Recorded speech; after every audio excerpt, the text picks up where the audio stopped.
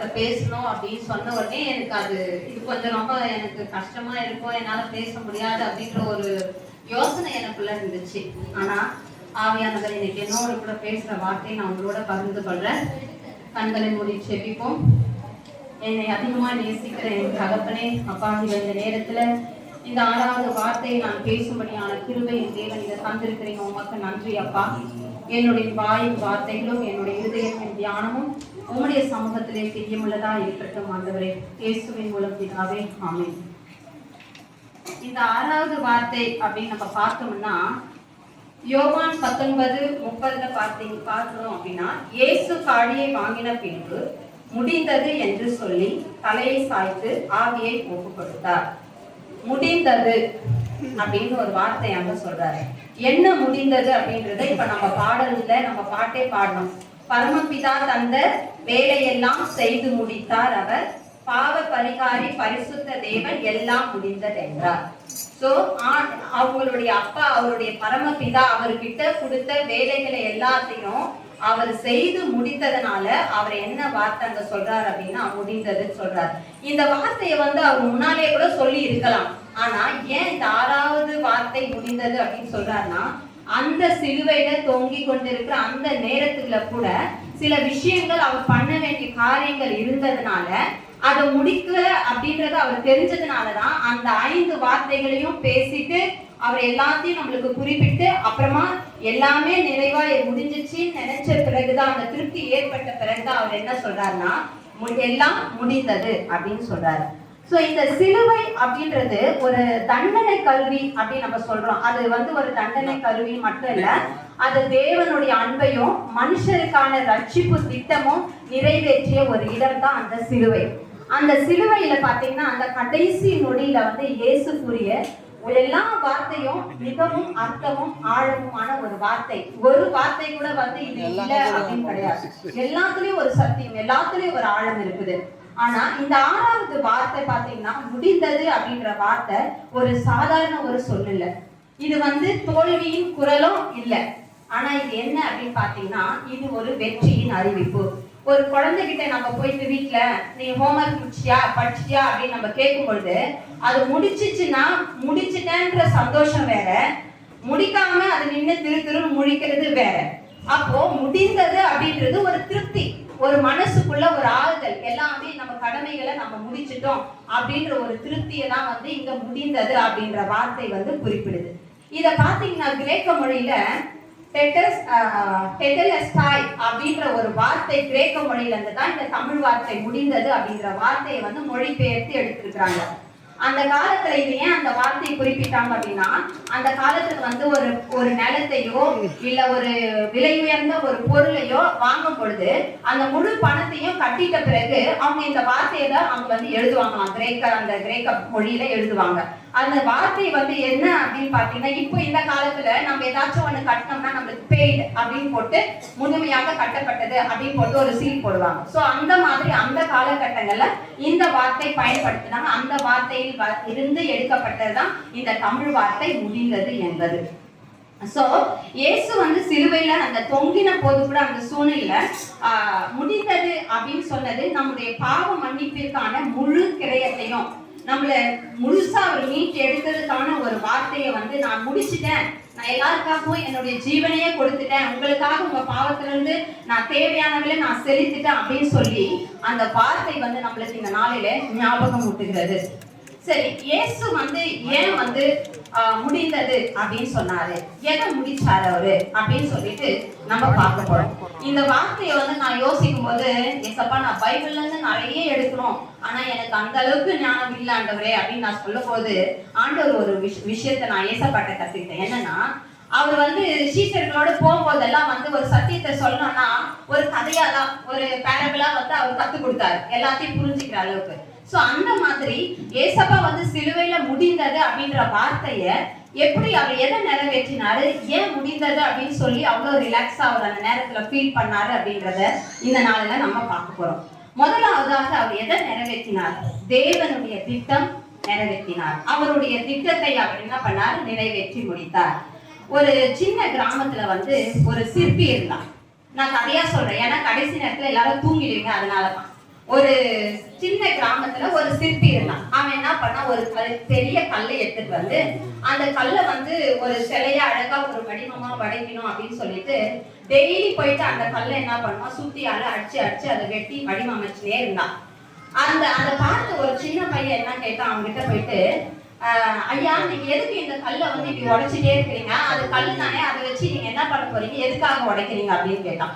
அப்ப அந்த சிற்பி பார்த்து அந்த பையனை பார்த்து சொல்லிட்டு அவர் சொன்னாரு, இது வந்து ஒரு கல் இல்ல, இந்த கல்லுக்குள்ளதான் ஆழமான ஒரு உருவம் வந்து இருக்குது, அதை நான் வந்து வெளியே கொண்டு வரணும்னு நான் ஆசைப்படுறேன் அப்படின்னு சொல்றாரு. அப்போ நாட்கள் போயிட்டே இருக்கு. அந்த கல்லை வந்து அவர் வந்து மெதுவா அவரு அழகா என்ன பண்றாரு, வடிச்சு ஒரு சிலையை கொண்டு வந்து வைக்கிறாரு. கடைசியில அவர் பார்க்கும் பொழுது அந்த வேலையெல்லாம் முடிஞ்ச பிறகு அந்த கல் வந்து ஒரு அழகான ஒரு சிலையா வந்து நிற்கும் போது அவர் ஒரு பெருமூச்சு விட்டு சொல்றாரு, அப்பாடி நான் முடிச்சுட்டேன் அப்படின்னு சொல்லிட்டு. அப்போ அந்த சிற்பி போலதான் தேவன் வந்து மனிதர்களுக்காக ஒரு திட்டத்தை வைத்திருந்தார். என்ன திட்டத்தை அவர் வைத்திருந்தார்? பாவத்தில் சிக்கி இருக்கிற நம்ம இந்த மனித குலத்தை வந்து அவர் மீட்டெடுக்கணும்ன்ற அவருடைய சித்தம், ஒரு ரட்சிப்பு வழியை ஏற்படுத்தணும் அப்படின்ற ஒரு சித்தம், தனது அன்பை வந்து நம்மளுக்கு வெளிக்காட்டணும் அப்படின்ற ஒரு சித்தம், அந்த சித்தத்தை வந்து அந்த திட்டத்தை வந்து முழுமையாக அந்த சிலுவையில அவர் நிறைவேற்றினார். அதனாலதான் அவர் அந்த வார்த்தையை சொன்னார், முடிந்தது என்று. சோ ரெண்டாவதாக நம்ம பார்க்கும்போது இதுக்கான வேத வசனங்களை நான் பார்க்கும்பொழுது லூக்கா எழுதின சுவிசேஷம் 19ஆம் அதிகாரம் 10ஆம் வசனத்துல சொல்றாரு, இழந்து போனதை தேடவும் ரட்சிக்கவுமே மனுஷகுமாரன் உலகத்திற்கு வந்தார். ஆண்டவருடைய திட்டம் என்னன்னா, இழந்து போனதை தேடவும் ரட்சிக்கவுமே. அப்போ ஏசப்பா வந்து நம்மளை ரட்சிக்கிறதுக்காக ஒரு திட்டத்தை அவர் வைத்திருந்ததுனாலதான் இந்த உலகத்திற்கு அவர் வந்து சிலுவையில அவர் ஒப்பு கொடுத்தார். அதற்காக தான் அவர் ஒப்பு கொடுத்த பிறகு எல்லாம் முடிந்தது என்று அவர் சொல்கிறார். ரோமர் 5ஆம் அதிகாரம் 8ஆம் வசனத்துல நாம பார்க்கிறோம், நாம் பாவிகளா இருக்கையில் தேவன் நம்மேல் வைத்த தமது அன்பை விளங்க பண்ணுகிறார். நம்ம நல்லா இருக்கும் பொழுது இல்ல, நான் பரிசுத்தமான வாழும் போது இல்ல, நான் வந்து எந்த பாவமும் செய்யல, நான் ஆண்டவருக்கு பிரியமா ஜீவிச்சுட்டு இருக்கிறேன்ற போது இல்ல, நம்ம பாவிகளா இருக்கையில தேவன் நம்மே வைத்த அன்பை விளங்க பண்ணுகிறார். அந்த அன்பு எங்க விளங்குச்சு அப்படின்னா, நம்மளுடைய பாவத்துக்காக அந்த சிலுவையில அவருடைய ஜீவனை கொடுக்கும் பொழுது அது விளங்குச்சு. அந்த அன்பை காட்டுறதுக்காக தான் அவர் சிலுவையில ஒப்பு கொடுக்கப்பட்டார். அந்த காரியம், அந்த திட்டம் நிறைவேறினதை நினைத்துதான் ஏசப்பா சொல்றாரு, எல்லாம் முடிந்தது என்று. இரண்டாவதாக நம்ம பார்க்கும்போது பாவத்திற்கான கடன் முழுமையாக செலுத்தப்பட்டது. ஒரு கிராமத்துல வந்து ஒரு ஏழை மனுஷன் இருக்கிறான். அவன் வந்து அவன் குடும்பத்தை நடத்துறதுக்கு அவனால முடியல. அப்ப என்ன பண்றான், போயிட்டு ஒருத்தங்கிட்ட நிறைய வட்டிக்கு பணத்தை அவன் வாங்குறான்.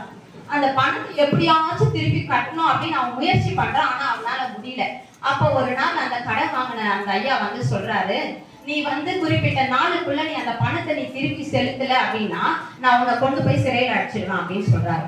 இப்ப இந்த அந்த ஏழையானவன் என்ன பண்றான், யோசிக்கிறான், நான் எப்படி இந்த கடனை நான் வந்து திருப்பி அடைக்க முடியும், என்னால எப்படி இவ்வளவு பணத்தை நான் புரட்டி கொடுக்க முடியும் அப்படின்ற ஒரு சிந்தனை அவனுக்குள்ள ரொம்ப வருத்தம், ரொம்ப கவலைப்படுறான்.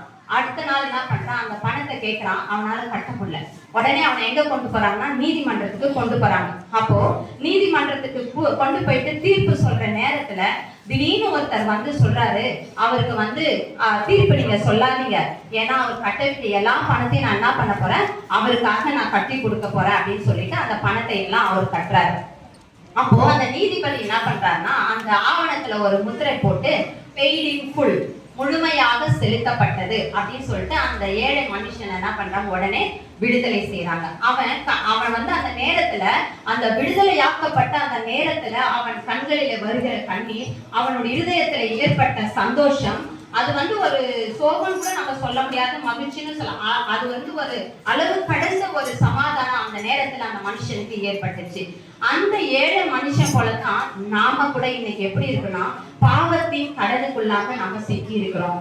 அவன் வந்து உலக பிரகாரமான கடனை வாங்கினா, அதனால எவனோ ஒருத்த வந்து பணத்தை கட்டினான். ஆனா இன்னைக்கு நம்ம எப்படி இருக்கிறோம் அப்படின்னா, பாவத்தின் கடனுக்குள்ளாய் நம்ம சிக்கி இருக்கிறோம். நம்மளால வந்து அந்த கடனை அடைக்கவே முடியாது. பணம்னா எப்படின்னா யாருன்னா நம்மளுக்கு உதவி பண்ணி அடைக்கலாம். ஆனா பாவத்தின் அந்த கடன் வந்து யாராலையும் செலுத்த முடியாது அப்படின்றது கடவுளுக்கு தெரிஞ்சதுனாலதான் அவர் அவருடைய ஜீவனை நம்மளுடைய கடனை அடைப்பதற்காக முழுமையாக அவர் செலுத்தினார். அந்த கடனிலிருந்து நம்மளை மீட்டிருக்கிறதுனாலதான் ஏசப்பா அந்த சிலுவையிலே சொன்னார் எல்லாம் முடிந்தது என்று. கொலைசேயர் 2:14 நம்ம பார்த்தோம்னா, நமக்கு விரோதமாக இருந்த கடன் சீட்டினை அவர் அழித்து அதை சிலுவையில் அறைந்து எடுத்தார். சோ இந்த பாவ கடன் சீட்டை அவர் என்ன பண்ணாராம், சிலுவையில அவர் அறைந்து எடுத்திருக்கிறார். 1 பேதுரு 2:24 நம்முடைய பாவங்களை தன் உடலின் சிலுவையின் மேல் சுமந்தார். சோ நம்மளுடைய பாவ கடன் அவருடைய சிலுவை மேல அவர் சுமந்தார். இனி நம்ம யாரும் கடனாளிகள் அல்ல, பாவத்தில நம்ம யாரும் கடன் கிடையாது அப்படின்றத அவர் நினைச்சு அவர் திருப்தியான ஒரு குரலோடு சொல்லுகிறார் எல்லாம் முடிந்தது என்று. மூன்றாவதாக தீர்க்க தரிசனங்கள் நிறைவேறின. தீர்க்க தரிசனங்கள் நிறைவேற்றப்பட்டதின் ஒரு நிம்மதியாக அவர் சொல்கிறார் முடிந்தது என்று. ஒரு ராஜா அவருடைய நாட்டுல ஒரு பெரிய ஆலயத்தை கட்டணும்ட்டு ஒரு முடிவு செய்யறார். அவன் ஒரு திறமையான கட்டிட வேலை செய்யறவன் யாருன்னா வரணும், அவருடைய முழு திட்டத்தையும் முடிக்கணும் அப்படின்னா சும்மா இருக்கிறவங்களெல்லாம் கூப்பிட்டு அந்த ஆலயத்தை அவர் ஒரு பிளான் வச்சிருப்பாரு. அதை செய்யறதுக்கு அப்படி இருக்கிறவங்கள கூப்பிட்டா முடியாது. அதனால ஒரு நல்ல ஒரு கலை கட்டிட தொழிலாளியை தேடி என்ன பண்றாரு, ஒரு இன்ஜினியர் அவர் பார்த்துட்டு இருக்கிறார். அப்போ அப்படி தேடும் பொழுது அப்போ அவர் அங்க என்ன யோசிக்கிறார் அப்படின்னா, அந்த ஒரு கட்டிட தொழிலாளி வராரு. அவரை கூப்பிட்டுட்டு எங்க கதவு வைக்கணும், எங்க எவ்வளவு உயரம் வைக்கணும், எங்க எதெல்லாம் பிக்ஸ் பண்ணணும் அப்படின்றத அவர்கிட்ட இவர் சொல்றாரு. அப்போ இந்த கட்டிட வேலை ஆரம்பமாச்சு. ஒரு நாள் வேலை இல்லாது பல வருடங்களாக இந்த வேலை நடந்துட்டே இருக்கு. நிறைய பேர் பாக்குறாங்க சுத்தி, இது நடக்குமா, இது முடியுமா, இவ்வளவு சீக்கிரத்துல செஞ்சு முடிச்சிடுவாங்களா அப்படின்ற அவங்களுக்குள்ள ஒரு சந்தேகம் ஏற்படுது. இந்த திட்டம்னா கைகூடி வருமா அப்படின்னு ஒரு சந்தேகம். ஆனா அந்த கலைஞர் திட்டம் அவர் நம்பிக்கையுடன் மற்றவங்களை பார்த்து அவர் செய்யல, நம்மளால இதெல்லாம் முடியும் அப்படின்ற ஒரு நம்பிக்கையோடு கூட அவங்க என்ன பண்றாங்க, அந்த ஆளு அந்த கட்டிடத்தை கட்டுறாங்க. பல ஆண்டுகள் கழித்து அந்த ஆலயம் கட்டி முடிக்கப்பட்டது. அதை பார்த்து ராஜாவுக்கு ரொம்ப சந்தோஷம். அப்போ அவர் மனசுக்குள்ள ஒரு திருப்தி, நான் திட்டமிட்டபடி எல்லாம் நிறைவேறியது அப்படின்னு சொல்லிட்டு அவர் வார்த்தாங்க சொல்றாரு. அந்த ராஜாவின் திட்டம் எப்படி இருந்துச்சோ அதே மாதிரி தான் தேவனுக்கு முன்பே தீர்க்கதரிசியின் மூலமாக ஒரு திட்டத்தை அறிவித்திருந்தார். அந்த திட்டம் என்ன அப்படின்னா, ரட்சகர் வருவார். ஏசாயா 9:6, ஏசாயா 7:14. எனக்கு வசனங்கள் வாசிக்க நேரம் இல்ல. மீகா 5:2, லூக்கா 2:21, மத்தேயு 1:28. இந்த வசனங்கள் எல்லாம் நம்ம வாசிக்கும் பொழுது அந்த தீர்க்கதரிசிகள் அறிவித்தது என்ன என்றால், ரட்சகர் வருவார். இரண்டாவது, அவர் துன்பப்படுவார். எங்க ஏசாயா 53:3, சங்கீதம் 22:16, லூக்கா 24:26, 1 பேதுரு 3:18. இதுல என்ன சொல்றாங்க அப்படின்னா, அவர் துன்பப்படுவார். அடுத்தது, அவர் சிலுவையில் மரிப்பார். இதுதான் தீர்க்கதரிசிகளால் மூலமே திட்டத்தை முன்னமே அறிவிக்கப்பட்டது. சோ இது எல்லாமே தெரிஞ்சிருந்தது. இது எல்லாம் நிறைவேறினது அந்த நாளிலே, எப்போ ஆண்டவர் சிலுவையில் அறையப்பட்ட அந்த நேரத்திலே. அதனாலதான் அவர் வெற்றியோடு கூட சொன்னார் எல்லாமே முடிந்தது என்று.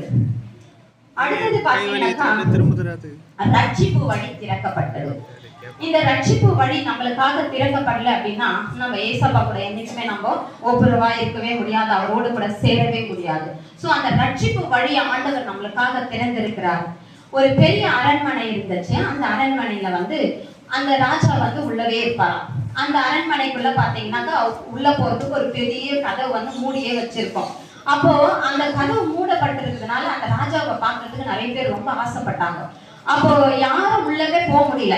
அப்போ ஒரு நாள் என்ன அது ராஜா உள்ளவே இருக்கிறாரு, அவரை பாக்குறதுக்கு நம்மளுக்கு ரொம்ப ஆசையா இருக்காங்க, இந்த கதவு ரொம்ப தடையா இருக்குது அப்படின்னு சொல்லிட்டு எல்லாமே யோசிக்கிறாங்க. அப்போ ஒரு நாள் ஒரு வீரன் வரான் அந்த இடத்துக்கு. அந்த கதவு ரொம்ப நேரமா போராடி அதுல இருக்கிறது எல்லாத்தையும் ஏதோ கஷ்டப்பட்டு அந்த கதவை என்ன பண்றான்னா, அந்த வீரன் அந்த கதவை திறந்துடுறான். அப்போ அவன் திறந்துட்டு அவன் சத்தமா சொல்றான். என்ன சொல்றான்னா, இப்பொழுது வழி திறக்கப்பட்டது, எல்லாரும் உள்ளே வரலாம் அப்படின்னு சொல்லிட்டு ஒரு அறிக்கையை அவன் விடுறான். அந்த நாள்ல ஏற்பட்ட அந்த ஜனங்களுக்கு அந்த ராஜாவை சந்திக்கிறதுக்கான வாய்ப்பு கிடைச்சதுன்னு உடனே அந்த மக்களுக்கு ஏற்பட்ட ஒரு சந்தோஷமே ஒரு தனி சந்தோஷம். அந்த மூடிய கதவு போலதான் நம்மளால மனித தேவனிடத்துல நேராக நம்ம செல்ல முடியாது. நம்ம என்னைக்குமே தேவன் கிட்ட நேரா போக முடியாதுன்றது அவருக்கு தெரிஞ்சதுனாலதான் அந்த அந்த நம்ம செல்ல முடியாததுக்கு ஒரு காரணம் என்னன்னா நம்மளுடைய பாவங்கள்.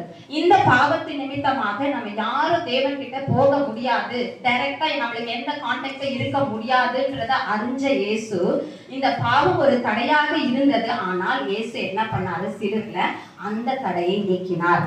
தேவனிடம் செல்லும் வழியை அவர் என்ன பண்ணார்? நம்மளுக்காக திறந்து கொடுத்தார்.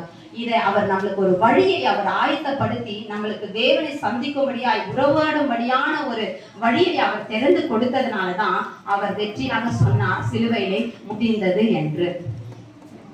மத்தேயு 27:50-51 நம்ம பார்க்கும்போது இயேசு ஆவியை ஒப்பு கொடுத்தார். அப்பொழுது ஆலயத்தினை மேல் முதல் கீழ் வரை கிழிந்தது. இது என்னன்னா, நமக்கும் தேவனுக்கும் உள்ள ஒரு தடை இருந்ததை பிரித்து நம்மளுக்கான ஒரு வழியை ஏற்படுத்துகிறது அப்படின்றத தேவனிடம் உள்ள வழியை திறந்ததற்கான ஒரு அடையாளமாக இது காணப்படுகிறது. யோவான் 14:6 சொல்லும் போது, நானே வழியும் சத்தியமும் ஜீவனுமா இருக்கிறேன். இயேசு மட்டும்தான் ஒரே வழி. அந்த வழி அவரால் மட்டும்தான் நம்மளுக்கு கொடுக்க முடியும் அப்படின்றத தெரிஞ்சு அவர் நம்மளுக்கு அதை ஆயத்தப்படுத்தி கொடுத்தார்.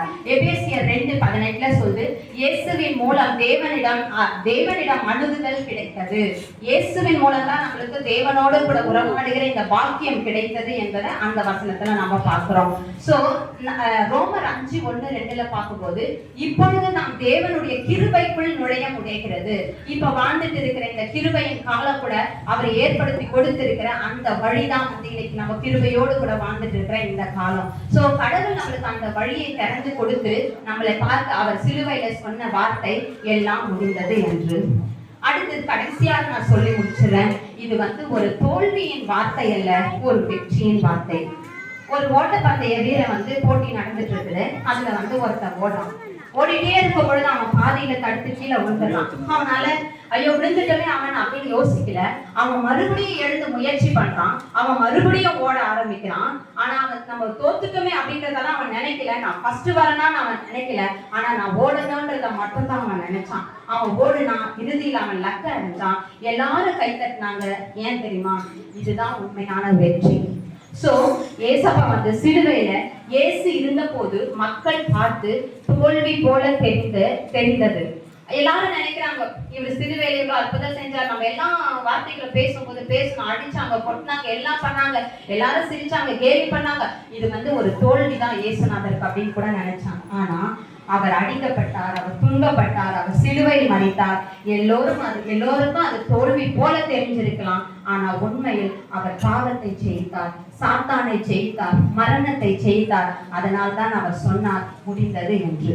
ரோமர் 8:37 இவை எல்லாவற்றிலேயும் நாம் நம்மை அன்பு கூறுகிறவர்களால் முற்றும் ஜெயம் கொள்ளுகிறவர்களாய் இருக்கிறோம். யோவான் 16:33 உலகத்திலே உபத்திரவம் உண்டு, ஆனாலும் திடன் கொள்ளுங்கள், நான் உலகத்தை ஜெயித்தேன். ஆண்டவர் சிலுவையில எல்லாவற்றையும் இந்த உலகத்தையே ஜெயித்து நம்மளுக்காக இவ்வளோ பாடுகளையும் பட்டு அவர் எல்லாவற்றையும் சிலுவையில கூட நமக்காக செய்ய வேண்டிய காரியங்கள் எல்லாவற்றையும் செய்து முடித்த பிறகுதான் அவர் சொன்னார் எல்லாம் முடிந்தது என்று. சோ சிலுவையின் நிழலில் நின்ற உலகம் தோல்வி என எண்ணிய அந்த நிமிடம், சிலுவையின் நிழலில் நின்ற உலகம் தோல்வி என எண்ணிய அந்த நிமிடம், ஆனால் அந்த ஒரு வார்த்தை முடிந்தது. எது? ஜெயம் முழங்கியது. முடிந்தது என்ற வார்த்தை நம்முடைய வாழ்க்கைக்காகவும் நம்மளுடைய ரட்சிப்பின் வழிக்காகவும் நம்ம தேவனோடு கூட உறவாட வேண்டும், கிருபையின் காலத்தில் நாம் நன்றாக இருக்க வேண்டும் என்ற அந்த ஒரு எண்ணத்தை அவர் நிறைவேற்றி கூறிய வார்த்தை தான் இந்த முடிந்தது என்ற வார்த்தை. ஆண்டவர் கொடுத்த வாய்ப்புக்காய் நன்றி. என்னுடைய வார்த்தை நான் முடித்துக் கொள்கிறேன்.